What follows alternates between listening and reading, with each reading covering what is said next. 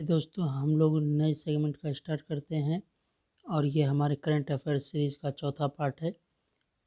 ई रूपी एक नया डिजिटल भुगतान साधन। 2 अगस्त 2021 को प्रधानमंत्री नरेंद्र मोदी ने वीडियो कॉन्फ्रेंसिंग के माध्यम से विशेष डिजिटल भुगतान साधन ई रूपी को लॉन्च किया। यह व्यक्ति विशिष्ट और उद्देश्य विशिष्ट एक डिजिटल भुगतान समाधान a person and purpose specific digital payment solution है। यह डिजिटल भुगतान हेतु एक नगद रहित कैशलेस और संपर्क रहित कॉन्टैक्टलेस साधन है। स्मरण तथ्य: देश में नगद रहित लेन देनों को बढ़ावा देने के उद्देश्य से वाउचर आधारित भुगतान प्रणाली ई रूपी का विकास भारतीय राष्ट्रीय भुगतान निगम (एनपीसीआई) national payments corporation of India द्वारा किया गया। ई रूपी के विकास में वित्तीय सेवाएं विभाग, केंद्रीय वित्त मंत्रालय, स्वास्थ्य एवं परिवार कल्याण मंत्रालय तथा राष्ट्रीय स्वास्थ्य प्राधिकरण की भी मुख्य भूमिका रही है। ई रूपी लेन देनों के लिए एनपीसीआई ने 14 बैंकों के साथ साझेदारी की है, जिसका विवरण निम्नलिखित है।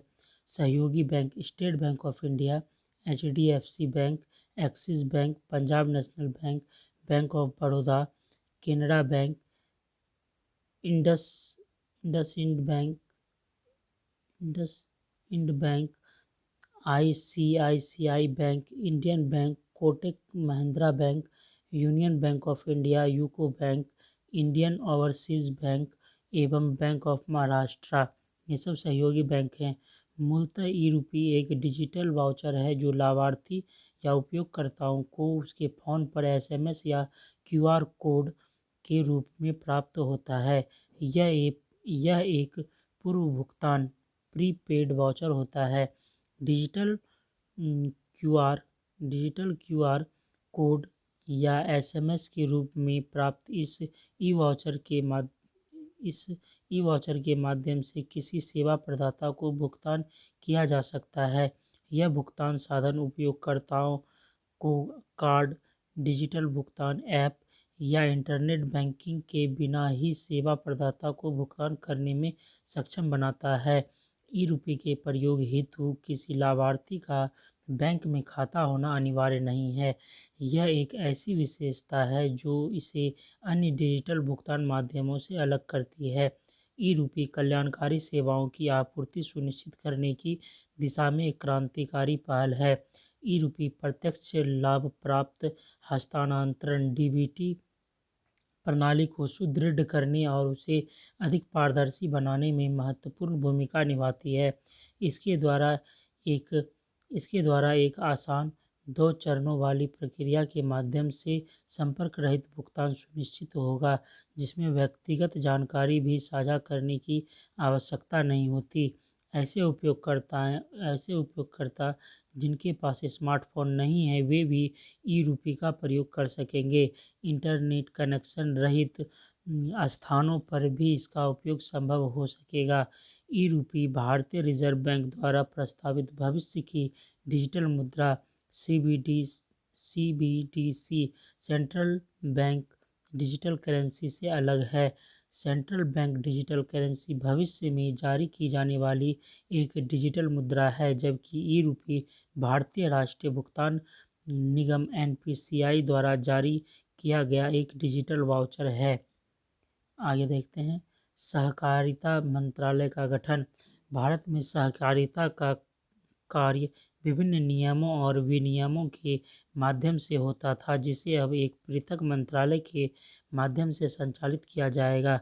ज्ञातव्य है कि वर्ष 2021-22 की बजट घोषणा में वित्त मंत्री ने सहकारिता को बढ़ावा देने की बात कही थी।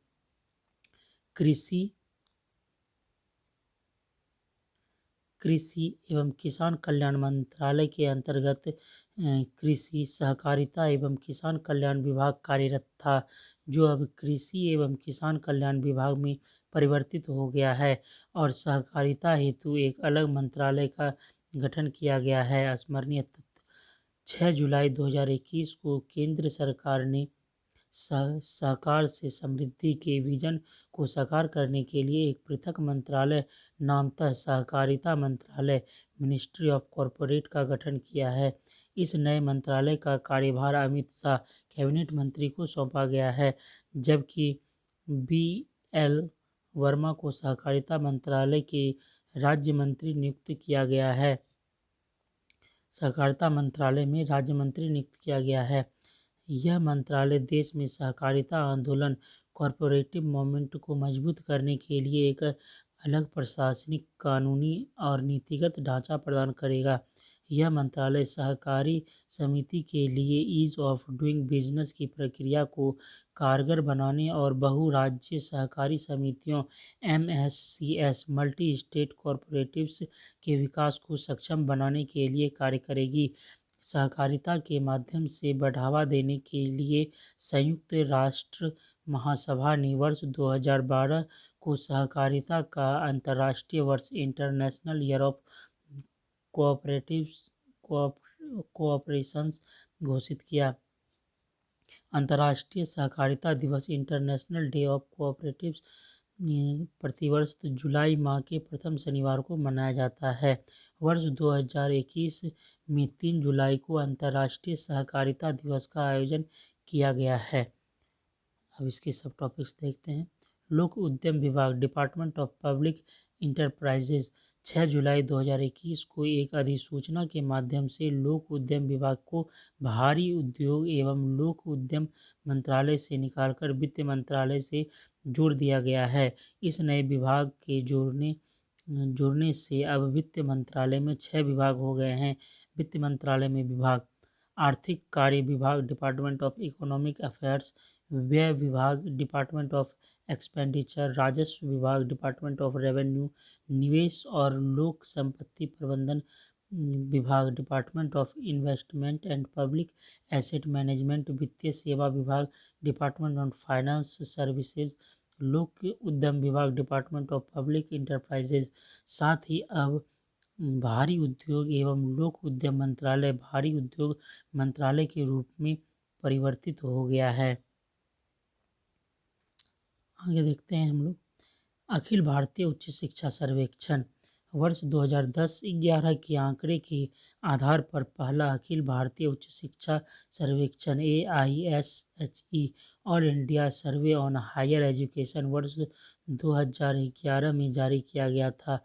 यह सर्वेक्षण इलेक्ट्रॉनिक माध्यम से किया गया था और इस उद्देश्य हेतु एक पूर्णतः समर्पित पोर्टल www.aishe.gov.in विकसित किया गया था। देश में उच्च शिक्षा प्रदान करने वाले सभी संस्थानों को आच्छादित करने वाले इस सर्वेक्षण में विभिन्न मानदंडों जैसे शिक्षकों, छात्र नामांकन, परीक्षा परिणाम, शिक्षा वित्त, अवसंरचना इत्यादि पर आंकड़े एकत्र किए जाते हैं। इन आंकड़ों के माध्यम से शैक्षिक विकास के विभिन्न संकेतकों जैसे सकल नामांकन अनुपात GER, ग्रॉस इनरोलमेंट रेशियो, छात्र शिक्षक अनुपात PTR, पुपिल टीचर रेशियो, लैंगिक समानता सूचकांक, जेंडर पैरिटी इंडेक्स आदि की गणना की जाती है। ये आंकड़े नीतिगत निर्णयों के निर्माण तथा शिक्षा क्षेत्र के विकास हेतु अनुसंधान में सहायक होते हैं। स्मरणीय तथ्य: 10 जुलाई 2021 को केंद्रीय शिक्षा मंत्रालय ने अखिल भारतीय उच्च शिक्षा सर्वेक्षण all India survey on higher education AISHE 2019 में जारी किया।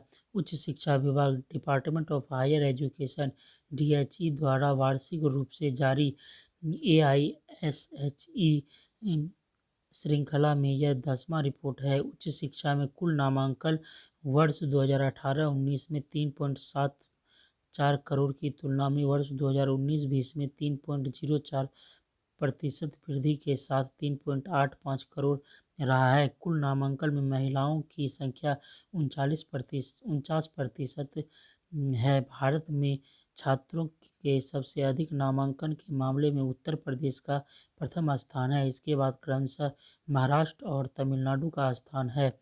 सकल नामांकन अनुपात ग्रॉस इनरोलमेंट रेशियो उच्च शिक्षा में नामांकित पात्र आयु वाले छात्रों का प्रतिशत वर्ष 2014-15 के 24.3% के मुकाबले वर्ष 2019 से 20 में 27.1% रहा।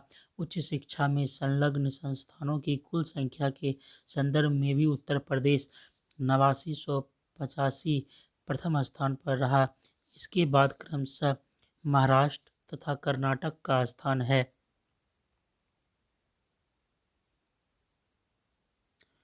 उच्च शिक्षा में लैंगिक समानता सूचकांक जेंडर प्रिटी इंडेक्स GPI वर्ष 2018-19 के 1.00 के मुकाबले वर्ष 2019-20 में 1.01 रहा। अखिल भारतीय स्तर पर वर्ष 2019-20 में उच्च शिक्षा में छात्र शिक्षक अनुपात 26 है।